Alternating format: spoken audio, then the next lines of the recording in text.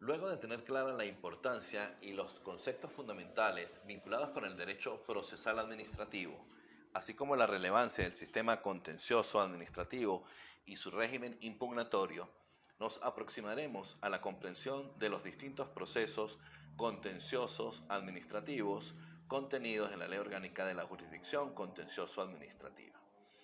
En esta oportunidad estudiaremos las generalidades y los principios que rigen los procedimientos. Luego se identificarán las normas comunes a los procedimientos, los distintos medios de impugnación, para concluir con las normas específicas de los procedimientos.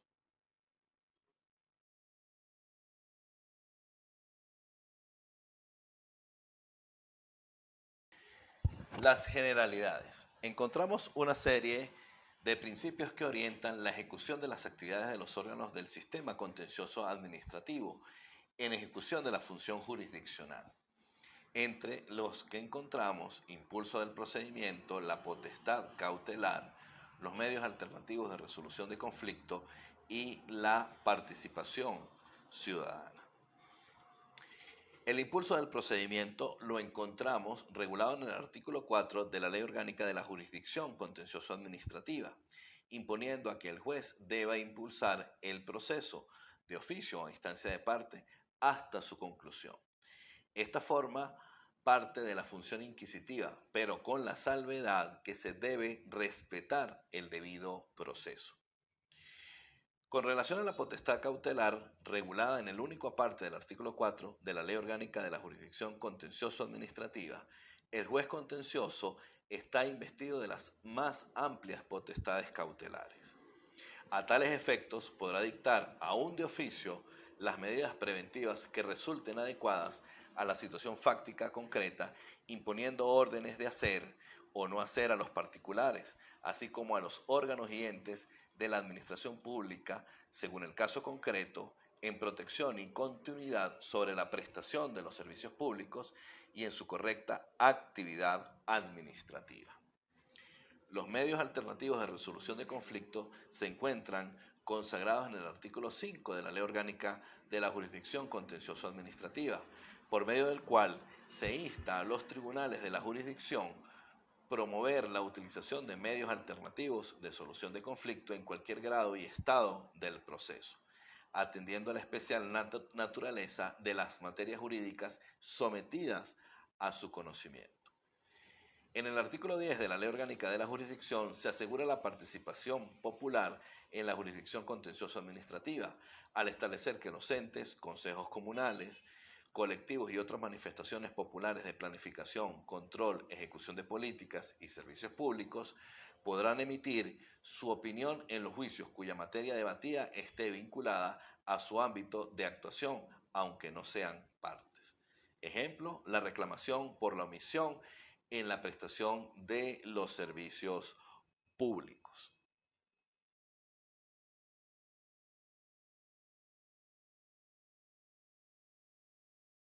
Los principios en la actuación de los órganos del sistema contencioso administrativo.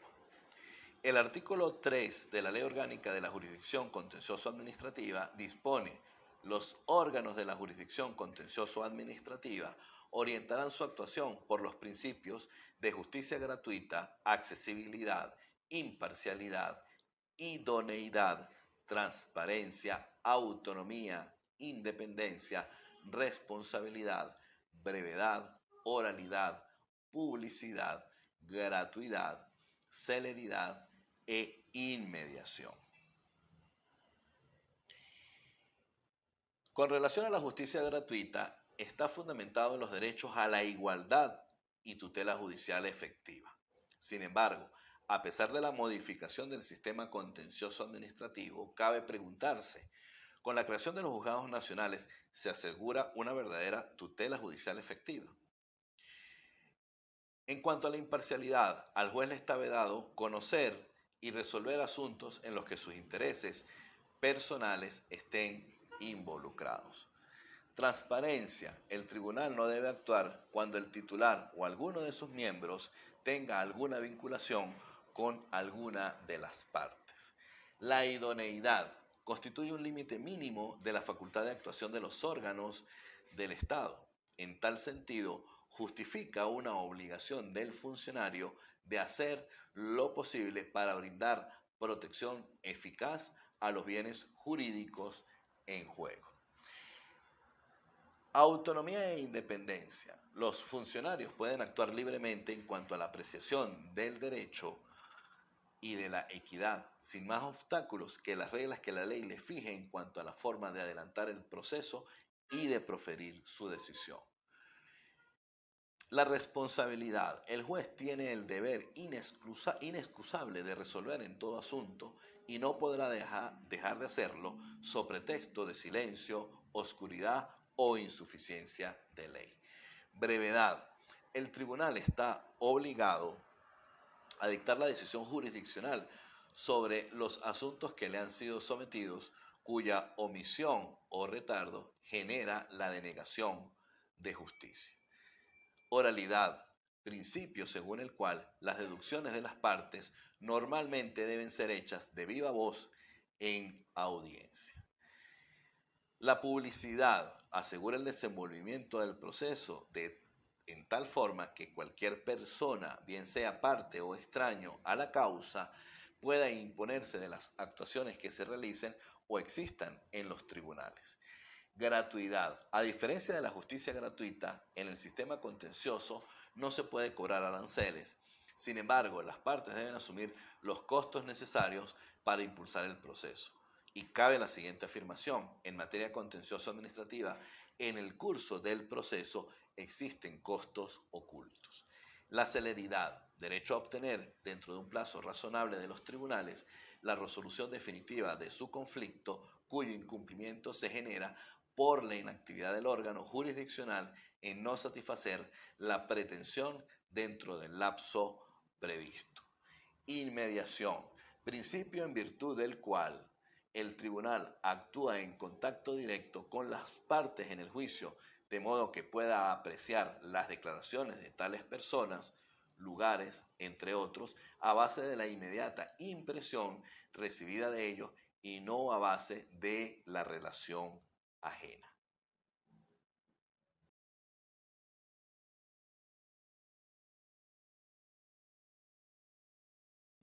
Normas comunes aplicables a los procesos contencioso administrativo. Independientemente del íter procedimental, en los distintos procesos contenciosos tenemos un conjunto de reglas comunes a todos los procesos. Capacidad procesal. Según el artículo 27 de la Ley Orgánica de la Jurisdicción, podrán actuar ante la jurisdicción contencioso-administrativa las personas naturales o jurídicas, públicas o privadas, las irregulares de hecho, las asociaciones, consorcios, comités, consejos comunales y locales, agrupaciones, colectivos y cualquier otra entidad. Las partes son aquellas que representan intereses contrapuestos en un proceso judicial. Desde el punto de vista formal, son aquellos sujetos del proceso que cuentan con atribuciones conferidas por la ley para impulsar la acción procesal. Desde el punto de vista material, son aquellas personas a la cual el resultado del proceso, la probable sentencia, pueda influir en su ámbito jurídico. Y los sujetos de acción de las partes se entienden como la persona a quien la ley concede la pretensión, es decir, a quien la ley confiere el ejercicio de la acción. La legitimidad, regulada en el artículo 29 de la Ley Orgánica de la Jurisdicción Contencioso Administrativa, pudiendo actuar en juicio quienes tengan un interés actual. ¿Quiénes la poseen? ¿Quiénes poseen esa legitimidad? Las personas que tengan un interés actual. ¿Qué implica el poseer esa legitimidad? La exigencia de una titularidad de interés. ¿Y qué se entiende por interés actual? Es la relación o situación jurídica concreta. Corresponde al titular del derecho a obtener respuesta o decisión sobre un determinado asunto. Al estudiar el interés conseguimos una tipología: interés simple, simple apetencia de un sujeto hacia el disfrute de un bien; interés calificado, reconocimiento del titular para actuar; interés colectivo, el de un grupo identificado, interés difuso, el de múltiples sujetos, los cuales no tienen conexión. La prelación normativa, trámites procesales de las demandas, conforme al artículo 31 de la Ley Orgánica de la Jurisdicción, como principio se da una aplicación de la Ley Orgánica de la Jurisdicción Contencioso Administrativa y supletoriamente la Ley Orgánica del Tribunal Supremo de Justicia y el Código de Procedimiento Civil. Cuando el ordenamiento jurídico no contemple un procedimiento especial, el juez o jueza podrá aplicar el que considere más conveniente para la realización de la justicia. Acumulación de la demanda no se encuentra regulado en la Ley Orgánica de la Jurisdicción y la demanda acumulada debe evitar el riesgo de sentencias contradictorias. Los requisitos de la demanda. Conforme al artículo 33 de la Ley Orgánica de la Jurisdicción Contencioso Administrativa, el escrito de la demanda deberá expresar identificación del tribunal al cual se interpone, nombre, apellido, domicilio de las partes, carácter con que actúan, su domicilio procesal, correo electrónico, si lo tuvieren. Si alguna de las partes fuera una persona jurídica, deberá indicar la denominación o razón social y los datos relativos a su creación o registro, la relación de los hechos y los fundamentos de derecho con sus respectivas conclusiones. Si lo que se pretende es la indemnización de daños y perjuicios, deberá indicarse el fundamento del reclamo y su estimación. Los instrumentos de los cuales se derive el derecho reclamado, los que deberán producirse con el escrito de la demanda, la identificación del apoderado y la consignación del poder. En casos justificados podrá presentarse la demanda en forma oral ante el tribunal, el cual ordenará su transcripción. La negativa a aceptar la presentación oral deberá ser motivada por escrito. Ahora, el artículo 34 regula los casos de presentación de la demanda ante otro tribunal. ¿Cuáles son las condiciones de admisibilidad? Se infieren del contenido del artículo 35 de la Ley Orgánica de la Jurisdicción Contencioso Administrativa, que señala los supuestos de inadmisibilidad de la demanda, a saber, 1. Caducidad de la acción. En segundo lugar, la acumulación de pretensiones que se excluyen mutuamente o cuyos procedimientos sean incompatibles.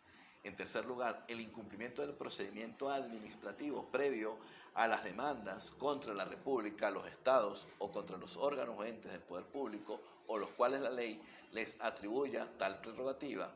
No acompañar, en cuarto lugar, no acompañar los documentos indispensables para verificar su admisibilidad. En quinto lugar, la existencia de la cosa juzgada. En sexto lugar, la existencia de conceptos irrespetuosos.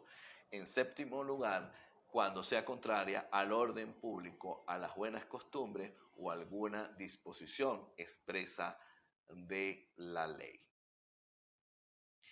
La admisión de la demanda se encuentra regulada en el artículo 36 de la Ley Orgánica de la Jurisdicción Contencioso Administrativa. Si bien es cierto, existe la posibilidad de dictar un acto para ordenar la subsanación, se dará únicamente en los casos que el escrito resultase ambiguo o confuso. La citación se rige conforme lo dispuesto en el artículo 37 de la Ley Orgánica de la Jurisdicción Contencioso Administrativa, cumpliendo con las formalidades del Código de Procedimiento Civil, a excepción del procurador, que se realiza conforme a la ley de la Procuraduría. Una vez practicada la citación, las partes quedan a derecho. En el artículo 38 de la Ley Orgánica de la Jurisdicción Contencioso Administrativa se contempla la posibilidad de materializar la citación por medios electrónicos. Los autos para mejor proveer se encuentran regulados en el artículo 39 de la Ley Orgánica de la Jurisdicción Contencioso Administrativa. En cualquier estado de la causa, el juez podrá solicitar información o hacer valer de oficio las pruebas que considere pertinentes. Este auto será inapelable y las partes podrán hacer observaciones sobre las actuaciones practicadas. El juez contencioso puede resolver cualquier incidencia conforme lo dispuesto en el artículo 40 de la Ley Orgánica de la Jurisdicción Contencioso Administrativa. En cuanto a la aprehensión, Extinción se entiende como extinción del proceso por transcurso del tiempo sin ejecución de un acto del proceso. No aplica a los actos procesales del juez.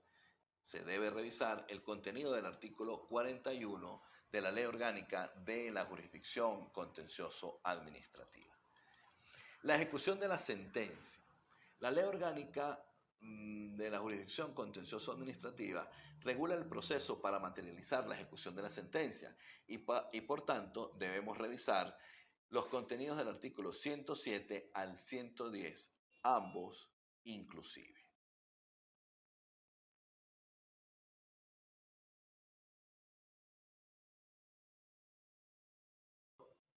Los medios de impugnación.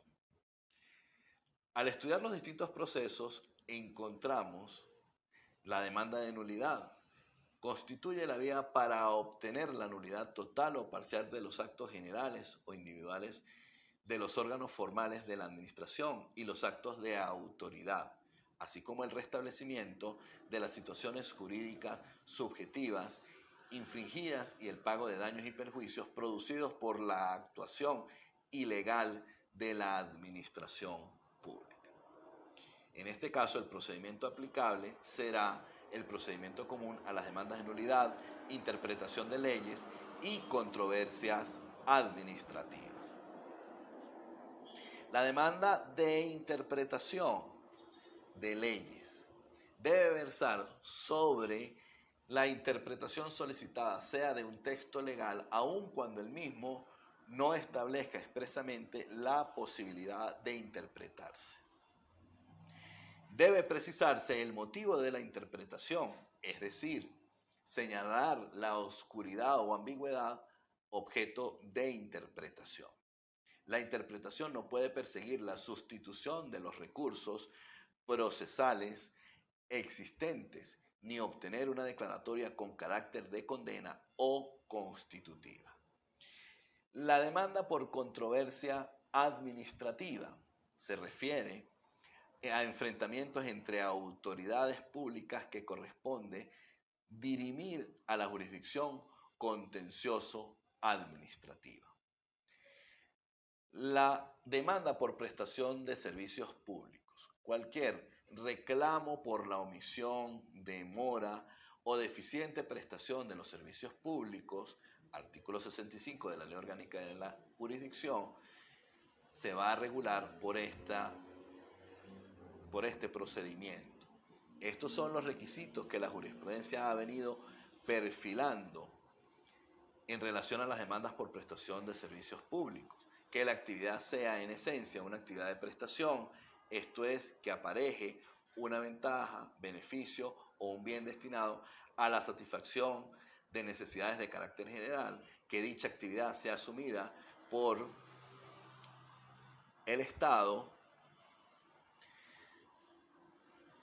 lo que implica la verificación previa de una decisión exteriorizada y concreta, que el Estado pueda cumplirla directamente o bien indirectamente por medio de concesiones otorgadas a favor de cualquier persona, exigiéndose la capacidad o competencia para poder actuar como concesionario, que la prestación del servicio considerado como público sea regido por un estatuto o régimen especial que le permita distinguirlo de otras actividades públicas.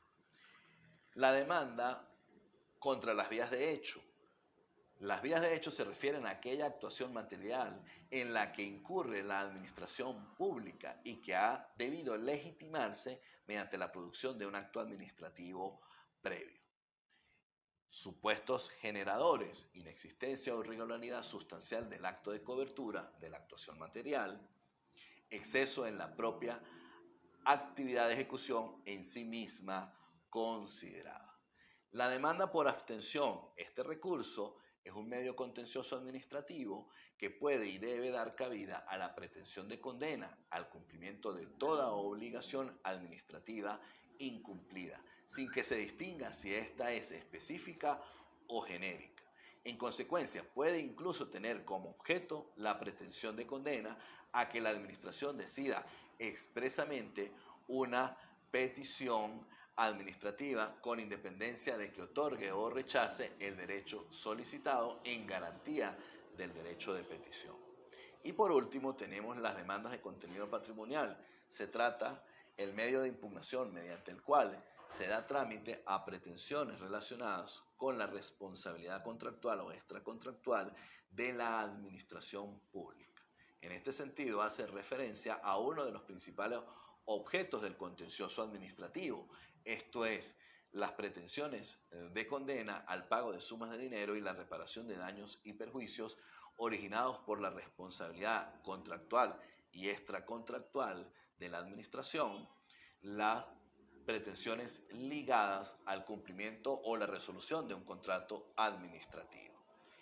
Y encontramos dos tipos de responsabilidad: extracontractual, conforme a la Constitución del 99 en sus artículos 3, 21, 30, 133, 140, 259 y 316, queda establecida de manera expresa la responsabilidad patrimonial de la administración pública por los daños que sufran los particulares como consecuencia de su actividad, en la aplicación del artículo 140 constitucional, imputable al funcionamiento de la administración pública, y la responsabilidad contractual, la derivada de la ejecución de los contratos administrativos.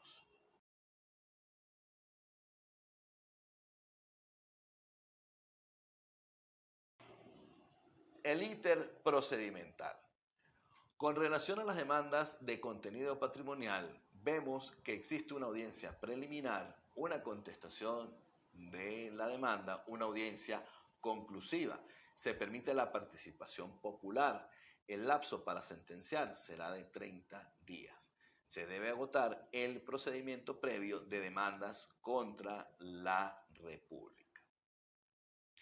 Con relación al procedimiento breve, admitida la demanda, se puede acordar una medida cautelar. Luego de la citación y notificación se requiere un informe y luego se celebra la audiencia oral.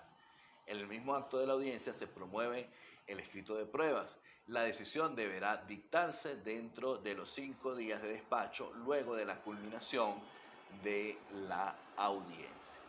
Y el procedimiento de demanda común: luego de la admisión se puede dictar una medida cautelar. Luego de la citación y notificación se requieren los antecedentes administrativos y puede acordarse la publicación de un cartel, so pena de incurrir en desistimiento si no se cumple con la publicación del mencionado cartel. Se debe celebrar la audiencia de juicio, en la que se pueden consignar escritos de alegatos y en la propia audiencia promover pruebas. Para el acto de informe se puede solicitar que sea convocada la audiencia para ser escuchados por el juez, y el lapso para decidir será de 30 días.